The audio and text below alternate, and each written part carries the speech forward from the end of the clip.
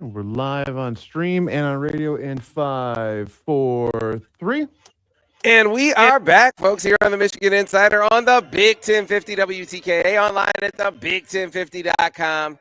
And joining, my phone has arrived. My wife has brought my phone. Thank you very much. I love my wife.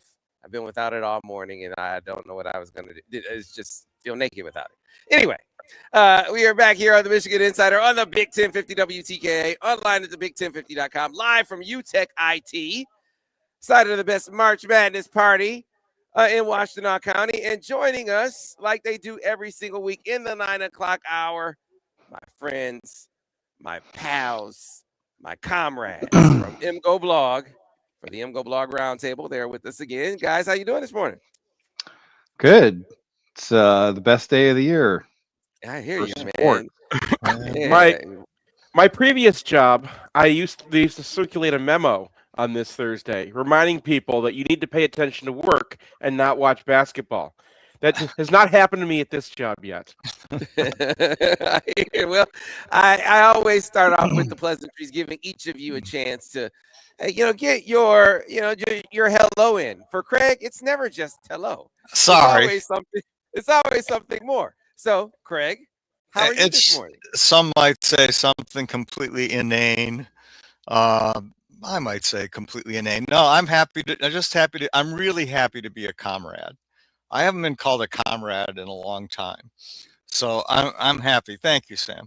And I was in Kona for 3 weeks. In the last 5 days, we had monsoons, which is sort of frustrating to be in a beautiful, warm place and have it just be pouring rain all the time. So now I'm back here. It's cold.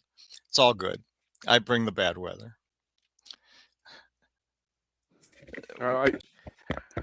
I think Sam just cut out again. Sam cut out again. We're going to do our own introductions. Hi, Brian. What's your introduction? Michigan plays at 7:10 this evening against Howard, which beat UMBC. And I've looked at Howard, and their starting center is 6'7". So one of the biggest distinguishing characteristics for these 16 seeds versus even 15s is their total lack of size. Yeah. And Howard is in like the 330s in size. And if you look at the strengths of their team, they're all things that are not going to happen against Michigan. Like, they're really good at offensive rebounding at the MEAC level. And right. That's just like, they're not going to win the rebounding battle against Michigan. They just don't feel like a team that has a plausible upset path here. Now, I do like their nominal starting center, who's kind of like a MEAC. I'd call him sort of like a MEAC Yaxel, because he's a stat stuffer. He can defend up and down the lineup against low majors. Cedric Taylor is his name, efficient offensive player, but 6'7", 210, and their next biggest guys are 6'5", 200, 6'5", 191, and they have their point guard is very listed at 5'11". Yeah, right. No way. Yeah. Like, I was watching their first round game. I'm like, that kid is 5'11", like Avery Queen was 5'11". Right. Yeah. So what interests me what bothers me maybe is that their school nickname, I think, is the Bisons. Yeah. And we just played a team that had a bison. Okay, we had Purdue had a bison-looking human in the middle. Who, he played like a bison too, and he played like a bison, and ended up with 11 free throws, and Michigan had 6. Right. How that guy gets 11 free throws in a game, I don't know. Well, these guys do get a lot of free throws. That was one of the. That dude was allowed to play rugby on the basketball floor, which is again, I'm not excusing using the refs as an excuse, even though they were horrible. But it definitely, as you look at Michigan heading into the tournament, the way teams I think played Yaks in particular was one of my big takeaways on how is Michigan going to, and how is Yaks going to adapt heading into the NCAA tournament. You know, certainly they're going to coast through this first weekend. I think they're going to beat whoever the 4 or 5 matchup is, and then it's Iowa State, I think, and that's when you better be balling. Yeah, I mean, the interesting thing about the 4-5 matchup is I'm not sure either of those teams gets to the Sweet 16 because you know Texas Tech's without JT Toppin, and I have to assume that Alabama is, well, for one, Aiden Holloway is not going to play this weekend, so he's out. They got 2 tough games, and so like he's one of their best players. I saw a tweet that said he should have to smoke the whole pound of weed and then he can play. And I'm like, that sounds like a bad idea. But what are you gonna? It was like 2.5 pounds of weed. It was bulk. What? I thought it was 1. Well, he didn't have a tax stamp on it. That's the real. That's the crime. Yeah.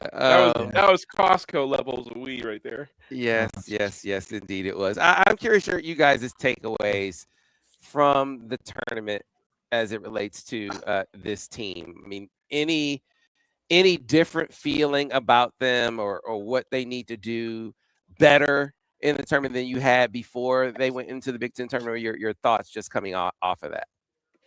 Well, my thoughts are, one, they're going to have to shoot it a little better from 3. I mean, they on the tournament, I think they were under 30%, and that's pretty bad for over a 3-game period. And also the strange thing for me, well, Dusty has been complaining down the stretch in a sort of very clever sideways way. In one game, the sideline reporter asked him about what was going on, and he said, well, a basketball game might break out here any minute. I think it was something very close to that. And because what we've been seeing in another game, he said, well, we didn't really prep very well for mud wrestling. And that's what, the Big Ten has sort of let go on late in the season. And he's been very open about saying he likes freedom of movement. And that's not something that we've seen a lot of late in the season. So, but my frustration with Michigan in the tournament in the main is, or the Big Ten tournament, is that we're jumping at guys. We're jumping for no reason. Well, you don't have to jump at Oscar Clough, to your point. Yeah. Right. Yeah. I mean, why are we jumping at guys? Exactly right. And so we're jumping and then letting offensive players go around us when we're in the air. You can't play defense when you're 3 feet, up in the air. You have to wait till the offensive guy commits. And so that's something I hadn't seen much this year, but it's been sort of an epidemic to me, from my point of view, in the tournament. The one in the Purdue game, the one most mystifying thing to me was the screens. I mean, there was a couple of plays where Clough sets a screen, and then as the guy tries to fight around the screen, he just keeps moving. One time he moved almost 6 feet to keep the. One time he picked up Yaxel and put him on the side he wanted Yaxel to be on. Right. I've never seen anything like this, and it just. Or the time he mowed right, I can't remember who it was, but he mowed him right over in front of the ref, and he didn't even call a foul. I'm like, wait. Wow, it was like Matt Painter told him in particular, go out there and just beat the hell out of somebody. I want you. How some coaches say, hey, go out there and hit somebody. I don't care if you get a penalty. It felt like that because he was very deliberate with the rough and tumble rugby style.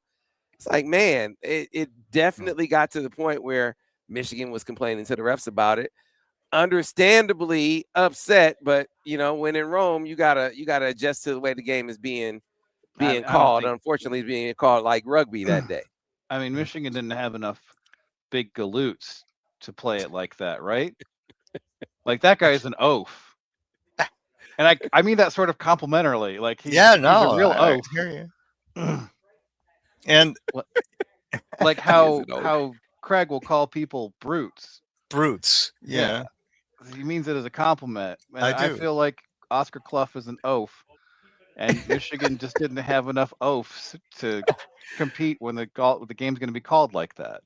I'm moved on. I have so much. I can't believe you guys are still even talking about the Purdue Hey, game. I I'm was so Well, but moved I on want to about know Howard. the question. The Yeah. question is what Yeah. did you take away from whether it's the Okay. all the games without LJ or the tournament in particular? Okay. As Okay. you look at the NCAA tournament.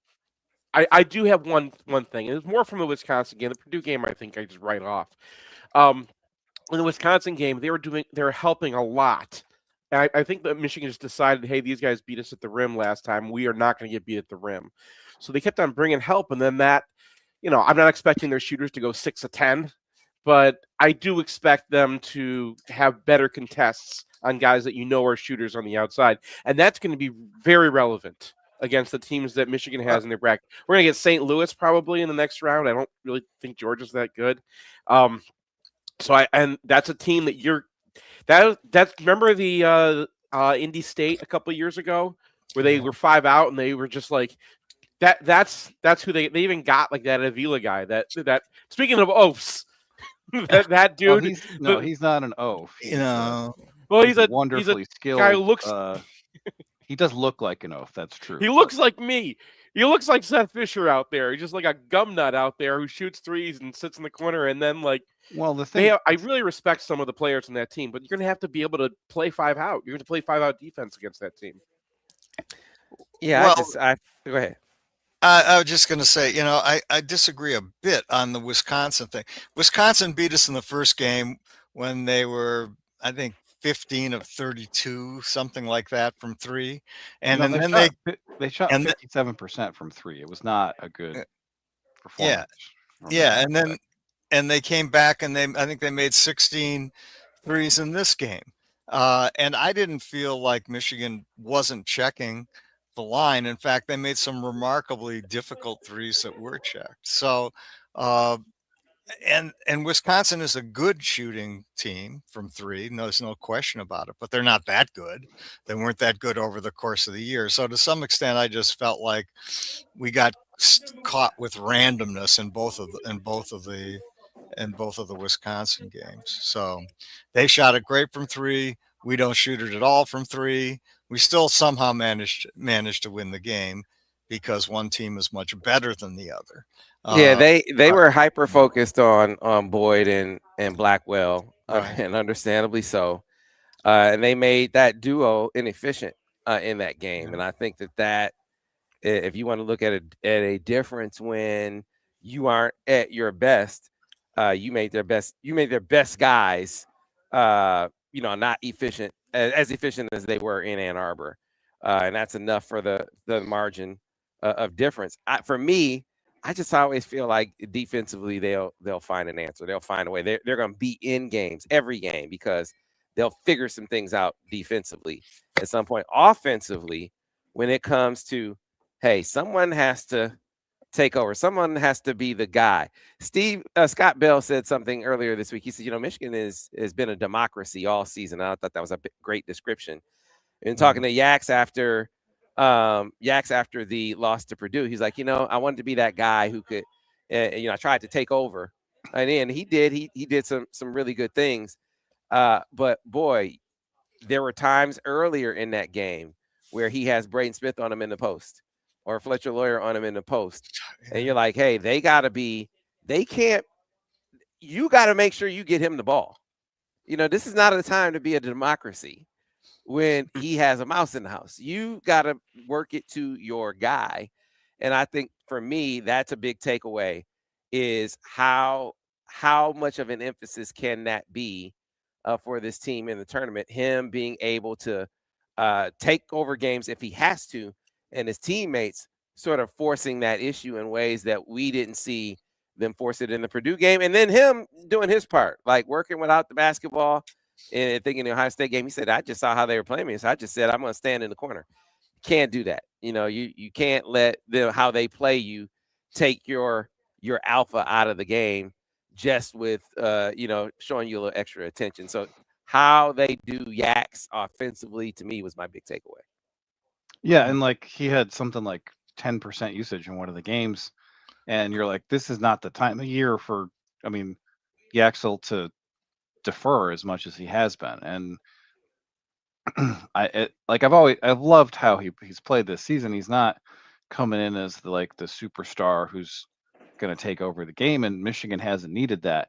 But at some point during the tournament they did, and like he wasn't kind of in that mode.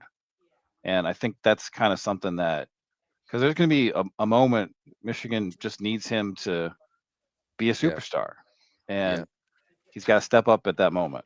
But it feels not like him, and I mean, at least sort of intellectually, or maybe not intellectually or cognitively. I mean, he always feels to me like I want to be Scottie Pippen. Unless it's guarding the best offensive player from the other team, right? And then he's like, "Give me that guy." Right. Defensively, right. He gets pissed when there's even a switch, right? Sometimes, even if the switch makes sense, I want that guy, right? You're right. Defensively, 100% Sam. But offensively, he feels like I'm sort of more comfortable being the second banana here. And maybe that's wrong. He certainly he certainly does a lot of good things. I mean, more than a lot of good things on the court offensively. Right. But it somehow doesn't feel consistent with who he is. Now, maybe I'm just wrong about that, but well, I think you're right. I mean, one of those games where he got 4 shots, and then in the Ohio State game, he has a good game. So make no mistake, I think it was 8 for 14 for 20 points. That's a really good game. But for him, if watching the game live, I don't know if it came across as much on television, but the number of times they got away with playing him with a small guy in the post, it's like, dude, he should have 30 in this game. And in talking to him about it afterwards, he said, I was telling them, he said, I went up to talk to Adai about it. Like, man, you got to get me the ball when I got a guy on me like that. And he said that they told them that they saw the help coming from the baseline, and they were a little leery of throwing the pass. And he's like, but if you throw it up, the help is going to be small. It's still going to be small. So just throw it up to me. But then he said, but hey, but you know what? If I was out there making a read, I probably would have made the same read. And I'm like, that's to your point, Craig. There's the part of him that's like, yeah, I need to go. I need to be the guy. And then there's a part of him that has the deference where in a moment like that, I think you got to demand that they got to get you the basketball in that situation. And there's nothing wrong with saying that. I could not agree more. And, but in any event, the whole thing in the tournament too, it felt like, I mean, go back to the Purdue game. Didn't it feel like a day in the post is probably going to kill Mr. Buffalo? I mean, isn't that guy going to get demolished? And yet somehow we were reticent to get the ball down into the post.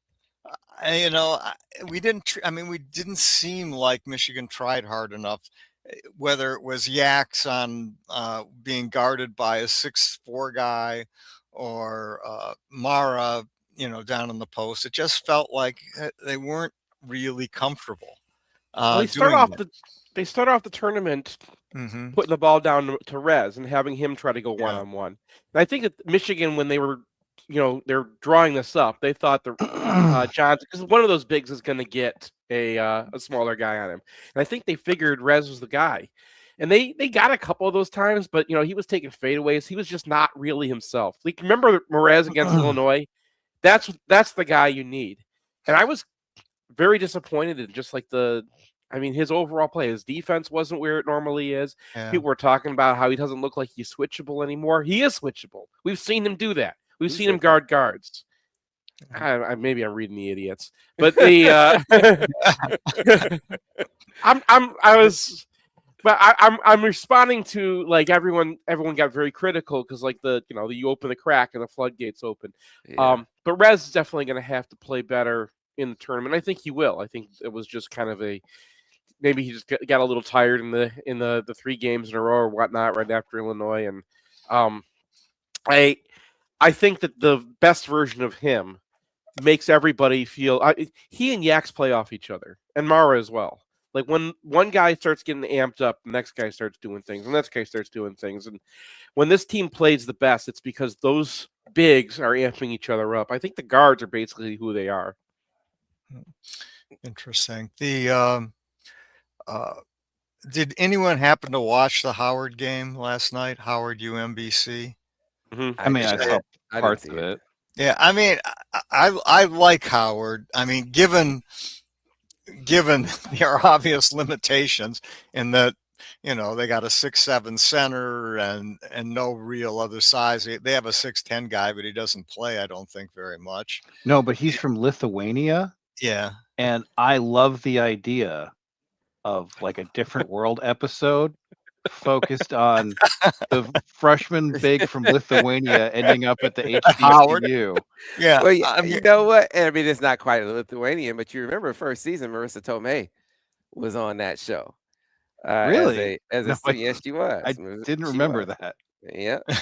So, you know, it's going to be fun to see them because they won a tournament game. They made the tournament. They won a tournament game. I mean, that's the first time ever, right? That they won a tournament game. There you go. So, and but I liked how they played.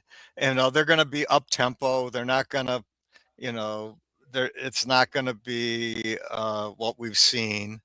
I don't see how Howard has much of a chance, but I'm happy to see them there, and I'm happy that they play, you know, actual basketball, and which the Big Ten has devolved into something else.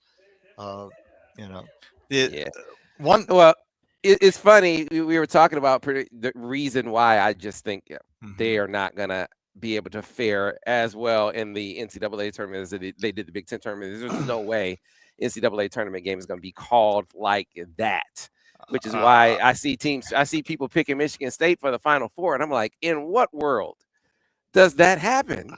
Because they just don't score the basketball well enough, and there's no way, as we've seen over the years, that they get away with the level of, if you want to call it physicality, the level of physicality they get away with in the Big Ten. I just think it's going to be a limiting factor for both of those teams. Well, historically, that's been the reality.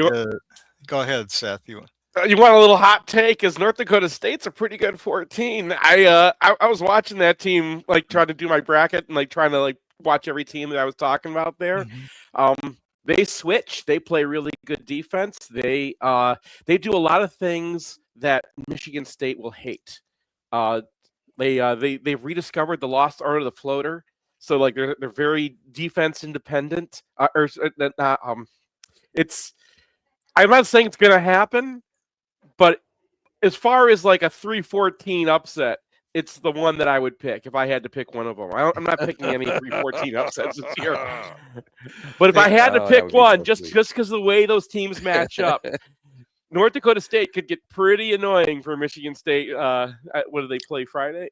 Tomorrow? That would be sweet.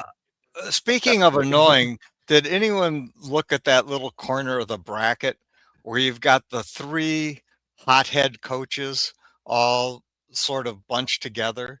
You got Danny Hurley, you got Izzo, and you've got Cronin. Yeah, I mean, those games could be fun. I'd like to see Cronin and Hurley in a fist fight. And poor Johnny Dawkins is hanging with all these people. Like, how did I get put with this crew? Yeah. You know, we were talking about real quick back to Michigan. Yeah. I was assuming that we were going to see the 4-5 matchup, but I think it was you, Brian, who brought it up. There's no guarantee that those teams make it. And Ira raised the looming specter of a guy who I knew he was really good.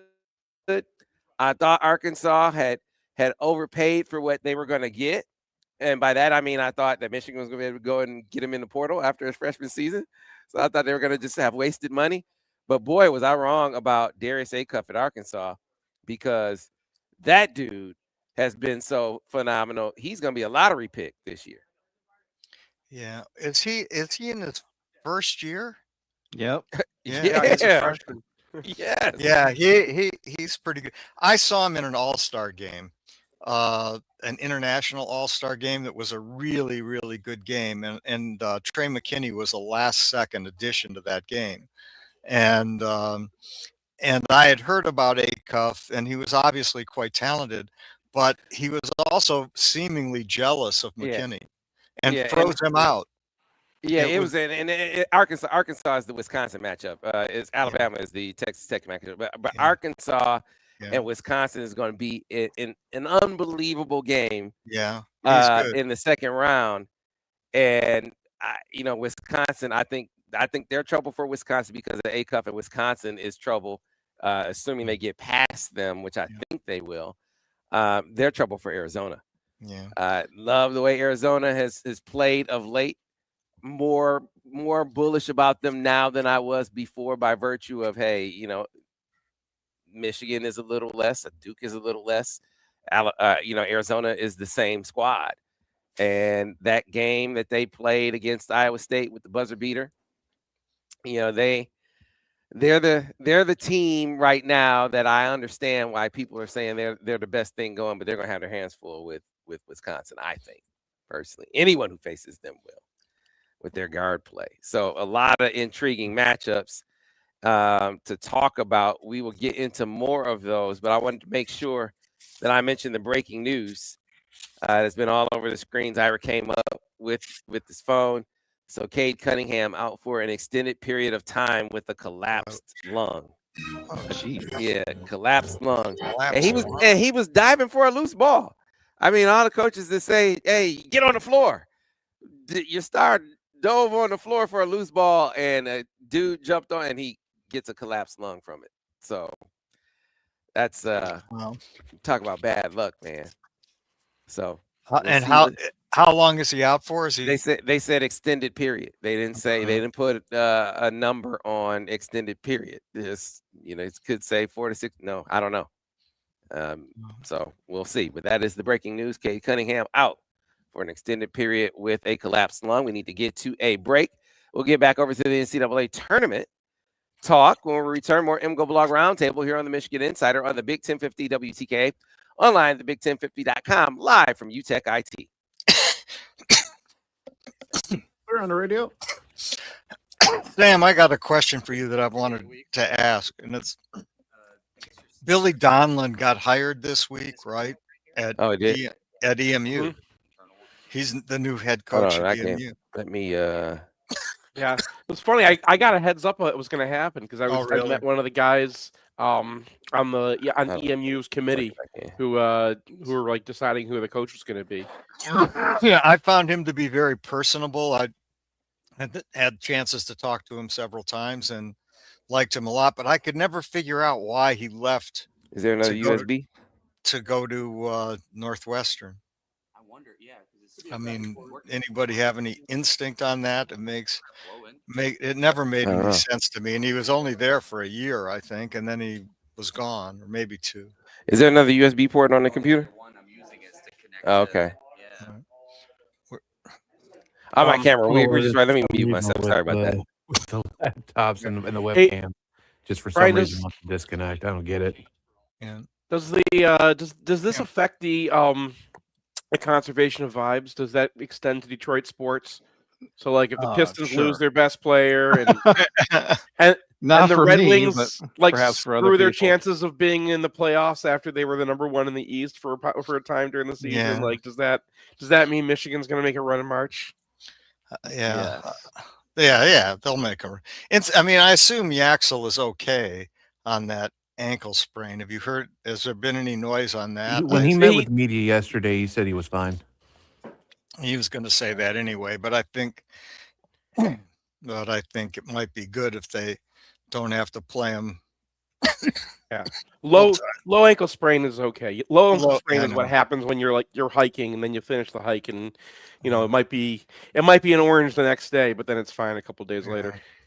Yeah, I think when they were showing like little clips of him in practice, like it seemed like it was fine, but again, optics from camera to what the if they had any grimace inside is there are two different stories, obviously. Yeah. Let me put it this way. Acuff had a low ankle sprain right before the SEC tournament. How'd that work out? Yeah, he can play. And Arkansas is a good team. I think they actually rested. I think he actually sat out their last game, and then they unleashed him. I also saw Arkansas is a Calipari team, right? They always start with a bunch of freshmen who don't know what they're doing. They look terrible against Michigan State early in the season. I watched that game, and then by the end of the season, they're not freshmen anymore, right? Yeah, that's a Calipari team. Yeah, and they usually almost always play good defense. Did you see the Larry Lage thing that Yaxel was offered $7 to $9 million at Kentucky? I can't believe that's accurate. That's what he said. I don't believe any NIL numbers that come out. I never believe them. Yeah. Because anytime I've actually found out the real number, it wasn't the number that people said. It wasn't. So, yeah. So I don't know. The one real number that I know on this basketball team is that Rez got taken care of. But really? Illinois was a little surprised how valuable he was to Michigan. I think he's been worth every penny. Well, I agree with that. But what also was going around was that Rez was under market value at Michigan, and Dusty said that he's paying, I think the number he said 25% of this what market value is for some guys. So I don't know. And that, I'm sure Champion Circle would appreciate it if Dusty would stop saying, "Hey, I'm glad we're getting a deal on all these guys."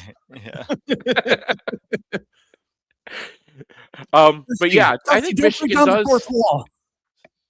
Yeah, I mean, this is Ohio State used to get a discount too. You get a discount if it looks like you're going to win a championship. If people want to come to you, you can get a little bit. I mean, now not 50% off. But I'm sure that, if the numbers, when they get that high, your lifestyle is not going to change that dramatically if you take 5% off here or there. And, some guys will just go for the biggest number, and people do that in work, right? Like you've been in the job market before, like one company offers you more, they value you more. But also lifestyle matters, opportunity for success matters, opportunity to move forward in your career afterwards matters. And Michigan... the best thing that we've ever had for recruiting in basketball is Yaxel Lenneberg being like, "This is the best year of my life." Yeah, I see that. People hear that. Right. That's a really good point. I mean, it feels like when your star player comes out and it seemingly took it less than what he could have got some other places, and he says, "This is the best year of my life." I mean, that's something that Dusty can point to, that's for sure. Or he can say, "Hey, call Yax, go talk to Yaxel and see what his experience was like." Yeah, I agree that's a big deal. And who knows at this point what Michigan's going to look like next year. I know they got to get a guard someplace, but beyond that, I don't know. All right, guys, we're back from break here in about a minute. And Sam still has no noise. Yeah, change the audio settings.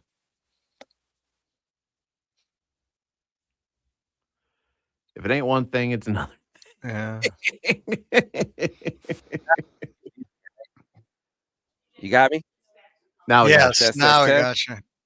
Yeah. There you are. Now. All right. Have you guys filled out your bracket yet? I filled one out. It's Yeah. You only got a couple minutes or a couple hours, I should say.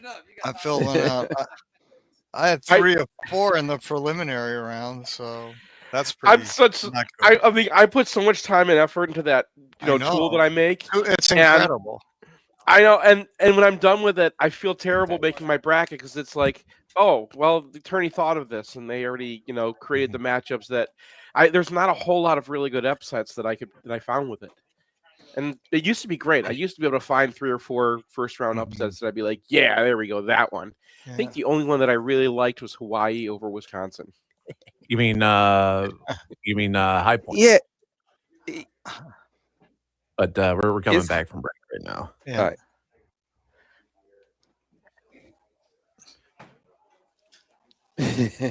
Back on radio in 5, 4, 3.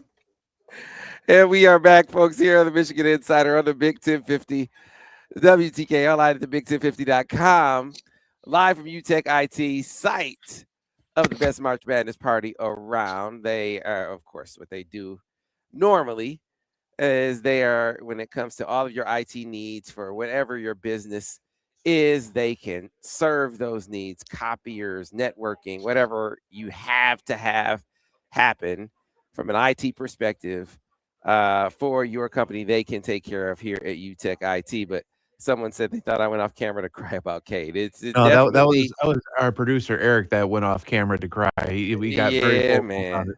Yeah, that's a tough blow.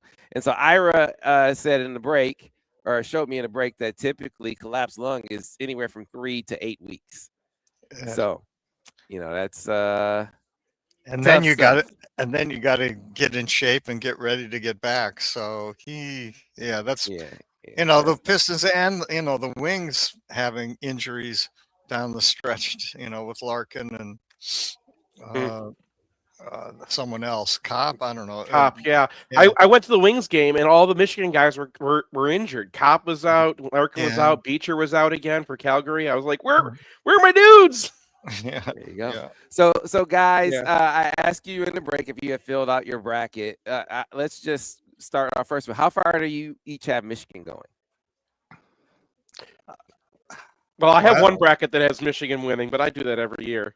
I really do think that Michigan can win it all. I think that Duke's hurt. I think Arizona's got a tougher road than people realized, even though I thought Wisconsin might get taken out by Hawaii before them.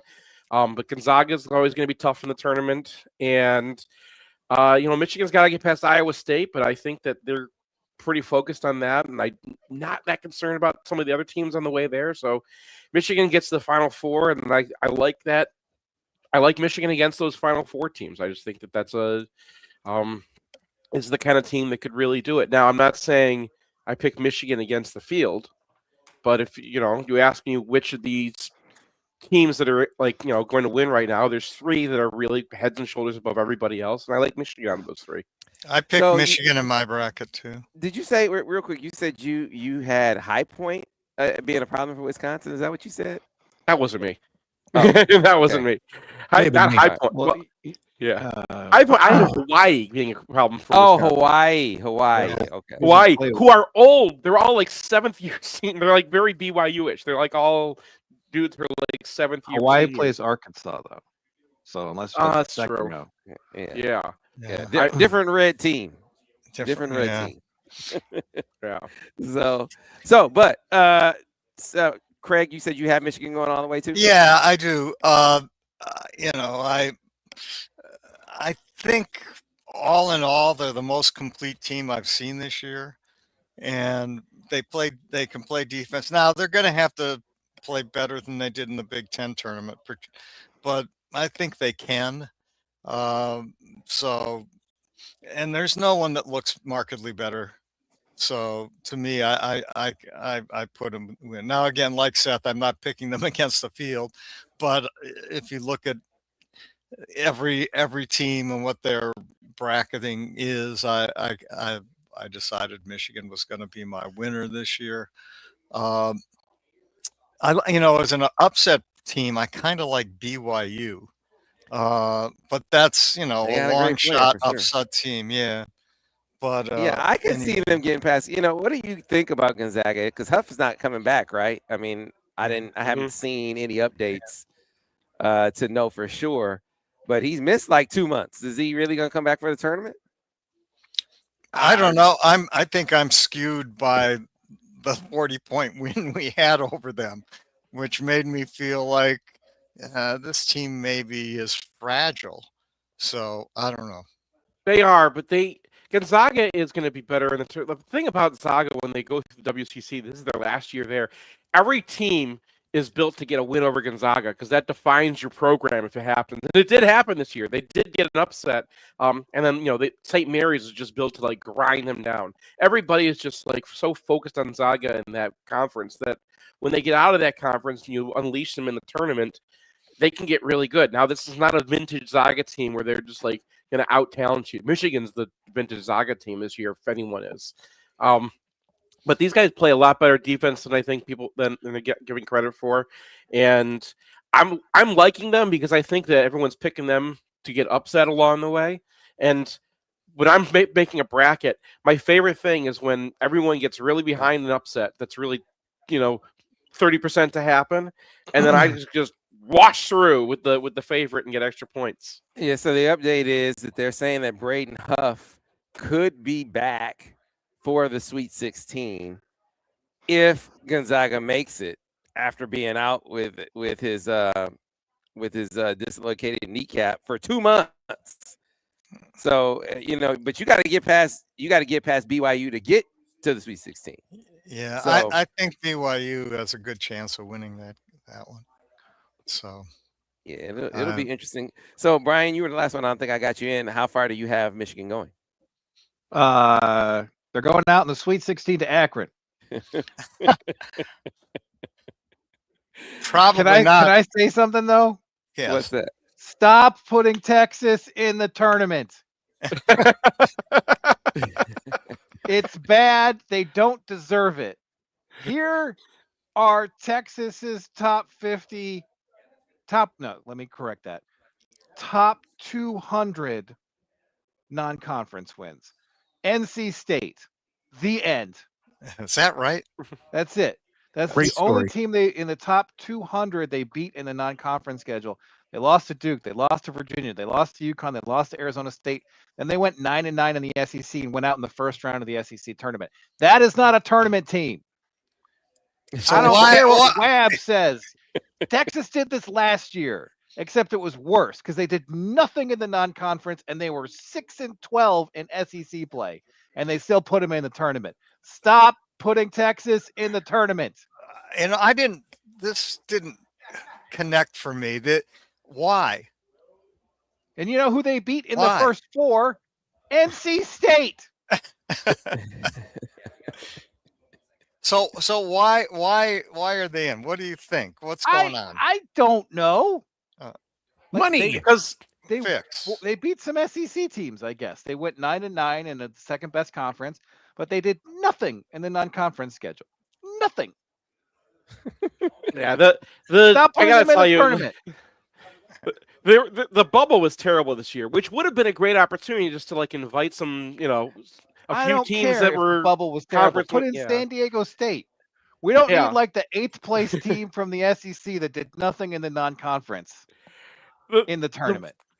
Here's the thing. But if you put Miami of Ohio in, who didn't win their conference tournament, I know they started out 31-0, but they played literally nobody. If you're gonna put them in, that's a great tournament team. Could you imagine if they weren't in the tournament? Their fans showed up in swimsuits. Yes, I can imagine. To like screw up their tournament without Miami. But SMU was in the tournament too. I didn't think SMU deserved to be in the tournament either. Texas though, Brian Jordan Pope, their point guard, got benched in March. Like this was March 4th. He got benched in 105-85 loss at Arkansas because he wasn't playing hard. He fouled out in like 4 minutes. Also, we have a tool for this though, Sam. I know that Miami of Ohio didn't play anybody, but they went undefeated in 32 games, and they're 35th in wins above bubble. They are plus 2.5. So an average bubble team would expect to have a worse record than Miami of Ohio, and so that's why I think they're deserving inclusion. Texas is 50th. They are not worthy of the tournament. Yeah. I mean, it's interesting. I don't know if you watched Miami play last night, but that's a pretty interesting basketball team. I mean, they can shoot the ball. I mean, that's all they did last night. That's what you're supposed to do in the tournament. If you're they are, listen, Miami is not like a great basketball team. If they'd been able to schedule, a couple Big Ten teams early on, like they did last year, like I think they played Michigan, Indiana last year, they'd get crushed. But they are a perfect tournament team because they know what the assignment is, right? The assignment is show up and shoot threes and wear some Speedos during free throws and just be entertaining. And that's exactly what they were. Miami understood the assignment. Thank you, Red Hawks. You belong. Texas should have a decade tourney ban from keep them out. That. I don't care if they go undefeated the next 4 years. No more Texas in the tournament. That's a great hot take. I like so who that. do they play? I guess I didn't. Who does Texas play in BYU? BYU. Oh yeah, they're BYU. And that's I'm not rooting for that upset. Get out. Out. They're going down. That upset could happen. BYU's one problem is they don't have any protection at the rim, and Texas does have a center. Texas, get out. How much Darren Peterson do you guys think we see in this tournament? I think he's going to play 5 minutes the first game. And then he's going to be like, I'm out. See ya. I mean, because you're going to see DeMonza, you're going to see Darius Acuff, and we hope we see Darren Peterson. You just don't. I don't even think Bill Self knows when he's going to see Darren Peterson, which is the crazy thing. Tremendous player, but you just wouldn't know how tremendous because he's just not always available. So it brings me to, if Michigan goes all the way, because people are filling out their brackets, you have your Final Four readily available. Michigan, Arizona on one side, Duke, Houston on the other. Are we going chalk? Well, I'm chalk-like, but I'll have to look and see. I think I was chalk. Yeah, last year was chalk. I actually think I got Illinois making the Final Four. Wow. Since I've overrated them all, I overrated them all year. I might as well continue to overrate them. I mean, the thing about Illinois is if they show up, you got them beat Houston, and Wagler's hitting threes like he hits, like Houston can't do anything about that. I mean, and they're huge. Like I kind of feel like I have Illinois in my Final Four really? As well. Well, I feel better now. I feel better. Yeah, I do too. I have Nebraska knocking out. I do too, man. I wish I thought I was gonna be the hot one guys. here. I have Nebraska taking out Florida. And then I have Illinois. Wait, let's get back to this Illinois. So you because they're if huge. You got Illinois beating Houston. If you got them beating Houston, you got them beating Florida? No. Yeah. I mean, it's speculative, but Illinois is one of those teams where, unless you can really beat them up down low, and I think Florida might be able to do that. But I also just think, just in terms of what team feels like they could go on a UConn run with an insane guard and they're just shooting from three, it's Illinois. Yeah. Who can expose their lack of athleticism with their front court guys? I think Florida can. Yeah. Florida can. Yeah. That's why I had to specify that I had Nebraska. I think Nebraska's the 4 seed that Florida didn't want to face because they're built to beat a team like Florida. If Florida gets past them, I think that Illinois can get stopped. But Illinois or Houston. Have you watched Houston basketball? They have the worst shot quality you've ever seen. They make a lot of 2-point jumpers, and you add size to that factor, and those shots become, they're making them better than everybody. They're so good at them. But if you're only going to make, 48% of those, they're worth, not a point per possession. And that's what's going to happen against a lot of stuff. So that's my problem with Houston going far. Is that they're going to run into a team that has a lot of length and it's going to turn their engine of points into something that's not as valuable. So, also, go ahead. Can we talk about Purdue? I know we're going to say they're not going to be officiated like that in the tournament. Against Michigan, Kaufman-Renn and problems for teams.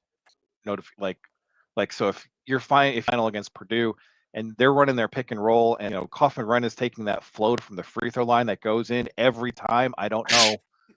I don't know if I've ever seen floaters from 15 feet.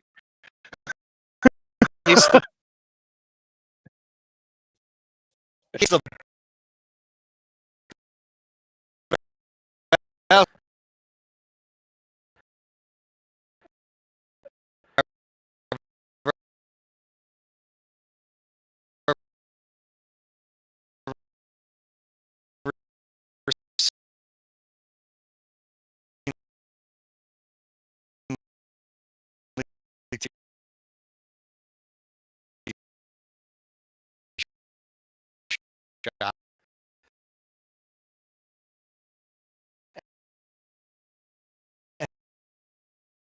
Well,